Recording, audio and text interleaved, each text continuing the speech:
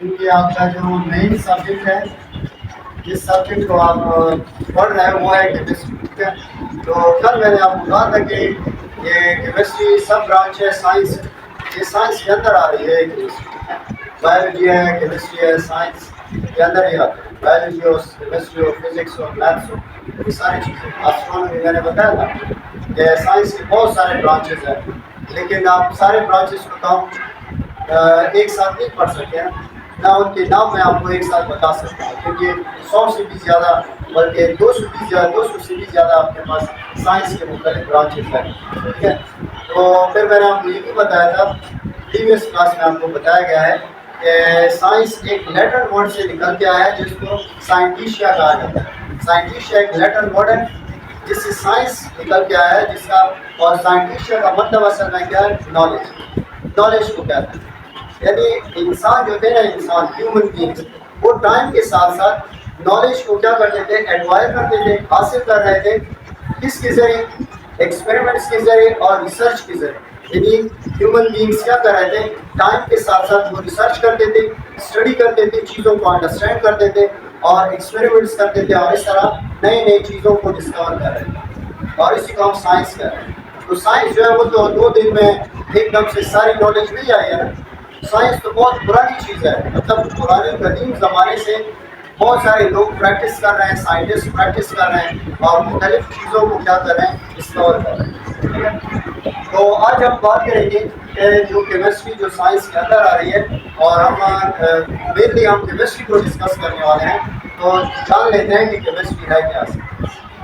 देखो, केमिस्ट्री में आपकी बुक में डिफिनेशन लिखी गई है, that is the study of matter, that's composition, structure, properties, ये चीज़ें लिखी गई हैं। तो आपने 3 बल्कि 4 सी को याद रखना है, 4 सी, ठीक है। 4 सी क्या है केमिस्ट्री में? आप 4 सी को याद रखो, ठीक है, रिमेंबर रखोगे, इसको याद रखना है 4 सी। अब ये 4 सी क्या है, यानी केमिस्ट्री में जो हम स्टडी करते हैं तो ये 4 सी स्टडी करते हैं। पहली सी क्या है? फर्स्ट, इसमें आप केमिस्ट्री में हम केमिकल कंपाउंड्स की स्टडी करते हैं, ठीक है, केमिकल कंपाउंड्स। दूसरा, कंपोजिशन, उस कंपाउंड की कंपोजिशन क्या है उसकी स्टडी करते हैं, ठीक है। तीसरी सी है कि केमिकल प्रॉपर्टीज क्या है, उसकी केमिकल प्रॉपर्टीज क्या है, उसकी केमिकल प्रॉपर्टीज के बारे में हम स्टडी करते हैं। फोर्थ सी है और केमिकल रिएक्शन के बारे में स्टडी करता है, केमिकल रिएक्शंस, ठीक है। तो अब आप देख सकते हैं, आपको आसान भी हो गया है कि केमिस्ट्री में हम स्टडी करते हैं 4 सीज, 4 सीज की स्टडी करते हैं। हम आपको इस तरह लिखना नहीं है केमिस्ट्री की स्टडी 4 सीज, ये आपको सिर्फ कॉन्सेप्ट देने के लिए कि केमिस्ट्री के अंदर हम इन 4 चीज़ों को डिस्कस करेंगे, इनकी स्टडी करेंगे। फर्स्ट वन है chemical compounds, composition, chemical properties, chemical reactions. तो इन 4 चीज़ों की स्टडी केमिस्ट्री में की जाती है। अब केमिकल कंपाउंड से मुराद क्या है? देखो, chemical compound means for example आपके पास H2O, H2O क्या है? केमिकल कंपाउंड है। केमिकल कंपाउंड इसको क्यों कहा जाता है? क्योंकि इसके अंदर जो मौजूद एंटिटीज है, एंटिटीज मींस जो छोटी छोटी चीज़ें हैं जिनको हम एलिमेंट्स कहते हैं, तो वो केमिकल्स हैं, they are called chemicals. All elements are chemicals, उनको हम केमिकल्स कहते हैं। तो ये डिफरेंट आपके पास जो एलिमेंट्स कंबाइन हो गए और उससे जो कंपाउंड बना है, तो इस कंपाउंड को हम केमिकल कंपाउंड कहेंगे। तो वो क्या है? Chemical compound. अब कंपोजिशन की बात की जाए तो कंपोजिशन का मतलब है कि इसमें आपके पास 2 हाइड्रोजन है और 1 ऑक्सीजन है। तो ये 2 हाइड्रोजन और 1 ऑक्सीजन किस चीज़ को रिप्रेजेंट करते हैं? ये इसकी कंपोजिशन को रिप्रेजेंट करते हैं, सही है ना। कंपोजिशन का मतलब है कि ये केमिकल कंपाउंड कौन से एलिमेंट्स के ऊपर कंपोज कर रहे हैं या कौन से एटम्स के ऊपर मुश्तमिल है। मतलब जाहिर सा कोई कंपाउंड के कुल एलिमेंट्स मौजूद है या कुल एलिमेंट्स ना कंपाउंड जोड़ दें, तो ये इसकी कंपोजिशन को क्या करता है, शो करता है। इसके बाद केमिकल प्रॉपर्टीज, ये वाटर की केमिकल प्रॉपर्टीज क्या क्या है उसको आप केमिस्ट्री में स्टडी करेंगे। केमिकल प्रॉपर्टीज भी आप स्टडी करते हो और फिजिकल प्रॉपर्टीज भी आप स्टडी करते हो। साथ ही साथ केमिकल रिएक्शंस, ये केमिस्ट्री के अंदर हम केमिकल रिएक्शंस को भी स्टडी करते हैं। अब केमिकल रिएक्शंस किसके दरमियान होते हैं? एटम्स के दरमियान में होते हैं। यानी जितने भी एलिमेंट्स होते हैं, जैसे कंपाउंड जब बनता है तो वो डिफरेंट एलिमेंट से बनता है, तो एलिमेंट तो कंबाइन नहीं होते ना, एलिमेंट के अंदर जो एटम्स होते हैं और उन एटम्स के अंदर जो इलेक्ट्रॉन्स होते हैं, उन इलेक्ट्रॉन्स की वजह से एटम्स क्या होते हैं एक दूसरे के साथ केमिकली कंबाइन होते हैं। जैसे मैं आपको एक एग्जांपल देता हूँ, जिस तरह यहाँ पे मैंने वाटर का एग्जांपल दिया है। तो जब वाटर बनता है तो उसमें हमारे पास क्या होता है, एक H2 मॉलिक्यूल और O2 मॉलिक्यूल कंबाइन होकर क्या बनाते हैं, H2O बनाते हैं। ठीक है, जब हाइड्रोजन मॉलिक्यूल ऑक्सीजन मॉलिक्यूल के साथ कंबाइन होता है तो हमारे पास वाटर मॉलिक्यूल बन जाता है। अब इसमें आप देख सकते हो, अब यहाँ पे बताओ, यहाँ पे हमारे पास 2 हाइड्रोजन है हमारे पास, लेकिन ऑक्सीजन कितने हैं, 1 ऑक्सीजन है। यहाँ पे 2 ऑक्सीजन है, तो दोनों तरफ एटम्स की तादाद बराबर नहीं है ना। और मैं आपको बार बार कह रहा हूँ कि जिस तरह बाकी नेचर में जिस तरह बैलेंस है, हर चीज़ में बैलेंस है, इक्विलिब्रियम है, इस तरह केमिस्ट्री के केमिकल रिएक्शंस के अंदर भी हमारे पास बैलेंस होता है। यानी जितने आपके पास रिएक्टेंट्स होंगे उतनी ही प्रोडक्ट्स भी बनेंगे। थोड़ा रिएक्टेंट्स का ना होगा, प्रोडक्ट से जुड़ी मीन्स मतलब क्या है या जितने आपके पास रिएक्टेंट साइड पे आपके पास एटम्स की तादाद मौजूद रहेगी, उतनी ही आपके पास प्रोडक्ट साइड में भी एटम्स की तादाद होनी चाहिए। ये कौन सी लाइन एक्सप्लेन करती है इसको, law of conservation of mass. और ये भी कहा गया है law of conservation of mass में कि आपके पास जो मैटर होगा वो कंजर्व रहेगा, यानी जितना मैटर पहले होगा केमिकल रिएक्शन के बाद उतना ही मैटर आपके पास बाद में भी मौजूद रहेगा। यानी मैटर की जो क्वांटिटी होगी या उसकी जो मिकदार होगी वो गायब नहीं होगी, मीन्स मतलब क्या है कि आप जितने एटम्स हाइड्रोजन और ऑक्सीजन के मिलाओगे और उससे जो आपके पास वाटर मॉलिक्यूल बनेंगे, अगर उन वाटर मॉलिक्यूल्स को दोबारा से आप क्या करोगे, इकट्ठा करोगे और उनका वजन लोगे तो वो वजन इनके वजन के बराबर होगा। समझ में आ रही है बात? इस ये असल में क्या है, ये law of conservation of mass.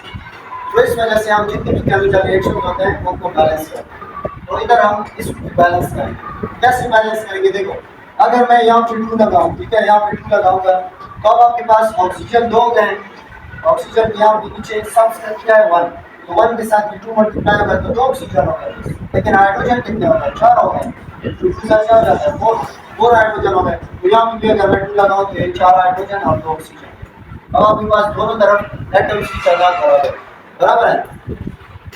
अच्छा, तो यहाँ पे आप देख सकते हो कि हमने जब इसको बैलेंस किया तो हमारे पास दोनों तरफ एटम्स की तादाद बराबर हो गई। और इसी चीज़ को law of conservation of mass जो लॉ है उसको क्या करते हैं, इसको एक्सप्लेन करते हैं। इसलिए हम सारे केमिकल रिएक्शंस को क्या करते हैं, बैलेंस करते हैं। इसमें आप देखो इसमें क्या होता है कि आपके पास जो हाइड्रोजन के 2 मॉलिक्यूल है, 2H2 का मतलब क्या है, 2 मॉलिक्यूल्स ऑफ हाइड्रोजन। तो 2 हाइड्रोजन के मॉलिक्यूल है, फॉर एग्जांपल ये एक मॉलिक्यूल है, ये आपके पास दूसरा मॉलिक्यूल है, हाइड्रोजन मॉलिक्यूल, ठीक है। आपके पास एक ऑक्सीजन मॉलिक्यूल है, ये आपके पास एक ऑक्सीजन मॉलिक्यूल है। तो पहले क्या होता है कि इनके अंदर जो बॉन्ड होते हैं, पुराने बॉन्ड वो टूट जाते हैं। जरा जो कि बॉन्ड है क्या, ये टूट जाएंगे, ये ब्रेक हो जाएंगे। जैसे ये टूट जाएंगे तो ये हाइड्रोजन एक दूसरे से अलग हो जाएंगे। देखो ये 4 हाइड्रोजन भी एक दूसरे से अलग हो गए, ये 2 ऑक्सीजन भी एक दूसरे से अलग हो गए, सही है। तो केमिकल रिएक्शन के दौरान असल में क्या होता है, क्या रिएक्टेंट्स के अंदर, जैसे ये क्या है, these are called reactants, ये क्या है, प्रोडक्ट्स। तो रिएक्टेंट्स के अंदर जो पुराने बॉन्ड होंगे वो टूट जाएंगे। उसके बाद ये जो एटम्स होंगे, जैसे हाइड्रोजन एटम्स और ऑक्सीजन एटम, ये दोबारा से खुद को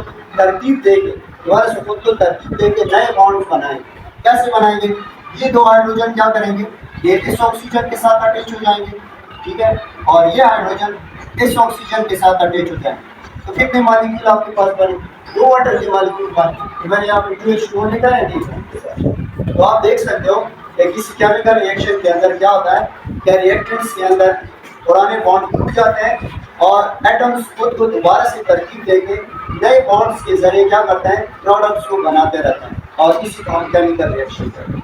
और आप सिंपली ये भी कह सकते हो कि किसी केमिकल रिएक्शन के अंदर क्या होता है कि केमिकल्स एक दूसरे के साथ केमिकली कंबाइन हो जाते हैं और प्रोडक्ट्स को बनाते रहते हैं, ठीक है। यानी केमिकल रिएक्शन क्या है, एक ऐसा रिएक्शन होता है कि जिसके अंदर आपके पास केमिकल सब्सटेंसेस एक दूसरे के साथ कंबाइन होकर प्रोडक्ट्स को या न्यू सब्सटेंस को बनाते रहते हैं। प्रोडक्ट असल में क्या है, न्यू सब्सटेंस। आप देख सकते हो कि हाइड्रोजन एक गैस था, ऑक्सीजन एक गैस है, जो बना है वो क्या है, वो लिक्विड है, वाटर है। वाटर एक अलग चीज़ है। हाइड्रोजन गैस और ऑक्सीजन गैस अलग चीज़ें हैं। तो आप देख सकते हो कि जैसी चीज़ें केमिकली कंबाइन हो जाती है तो उससे जो नया सब्सटेंस बनेगा उसकी प्रॉपर्टीज अलग होगी। इसी वजह से दोनों को केमिकल रिएक्शन कहते हैं। समझ में आ रही है बात? तो ये जो वाटर है क्या है? केमिकल कंपाउंड है। This is chemical compound. असल में ये H2 और O2 क्या है? These are called elements, molecules of element. ठीक है, ये ऐसे मॉलिक्यूल है जो कि एलिमेंट के बने हुए हैं। जैसे हाइड्रोजन आपको एलिमेंटल डाई एटॉमिक फॉर्म में आपको मिलेगा, ऑक्सीजन आपको डाई एटॉमिक फॉर्म में मिलेगा। यदि आपको कभी भी ऑक्सीजन इस हालत में नहीं मिल सकता, सिंगल स्टेट में ऑक्सीजन एग्जिस्ट नहीं कर सकता क्योंकि ये बहुत ज़्यादा अनस्टेबल होता है। ऑक्सीजन जब सिंगल एटॉमिक फॉर्म में होता है तो ये बहुत ज़्यादा अनस्टेबल होता है, इसलिए ये इस स्टेट में एग्जिस्ट नहीं कर सकता। ये जब एग्जिस्ट करेगा तो ये दूसरे ऑक्सीजन के साथ कंबाइन होकर O2 की शक्ल में क्या करेगा? एग्जिस्ट करेगा, और इसी को हम डाई एटॉमिक फॉर्म कहते हैं या डाई एटॉमिक मॉलिक्यूल भी कहते हैं। डाई एटॉमिक मॉलिक्यूल, सही है? क्लियर है यहाँ तक?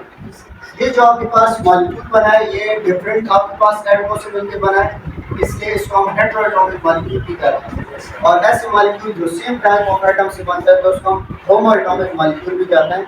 शायद हमने इसको पहले चैप्टर में चीज़ें हमने डिस्कस किया और इससे पहले जो हमने क्लास क्लियर है यहाँ तक? तो केमिकल प्रॉपर्टीज, केमिकल रिएक्शंस, इन सब के ऊपर हमने बात की कि ये क्या होता है। ठीक है, तो याद रखिए केमिस्ट्री के अंदर हम क्या करेंगे? स्टडी करेंगे केमिकल कंपाउंड्स की कंपोजिशन की, यानी केमिकल कंपाउंड्स की कंपोजिशन क्या है, इसमें स्ट्रक्चर भी आ जाता है कि उसका स्ट्रक्चर क्या हो सकता है। तो साथ ही साथ मैं इधर लिख देता हूँ कि केमिकल कंपाउंड्स का स्ट्रक्चर क्या है, कंपोजिशन क्या है, केमिकल प्रॉपर्टीज, साथ ही साथ केमिकल रिएक्शंस। तो इन चार चीज़ों को आप केमिस्ट्री की डिफिनीशन के अंदर आप देख सकते हैं। That is the branch of science and which we study about the chemical compounds, composition of chemical compounds, structure of chemical compound, chemical properties and chemical reactions। और अगर आप खुद के लिए और ज़्यादा आसान करना चाहते हो तो आप ये भी लिख सकते हो कि chemistry is the study of, इधर मैं लिख देता हूँ, chemistry is the study of all the materials on a molecular level भी कह सकते हो और एटॉमिक लेवल। ठीक है, ये केमिस्ट्री क्या है? ये असल में स्टडी है जितनी भी आपके पास सराउंडिंग में या इस यूनिवर्स में जितनी भी मटेरियल्स है हमारे पास, उनको जब आप मॉलिक्यूलर लेवल पे स्टडी करते हो या एटॉमिक लेवल पे स्टडी करते हैं तो ये भी केमिस्ट्री है। This is also part of chemistry.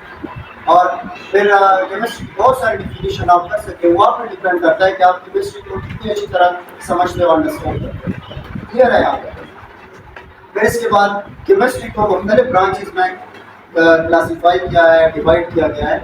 तो उन ब्रांचेस पे हम कल बात करते हैं क्योंकि आई थिंक ज़्यादा पढ़ने से लड़के जो होते हैं वो बोर भी हो जाते हैं।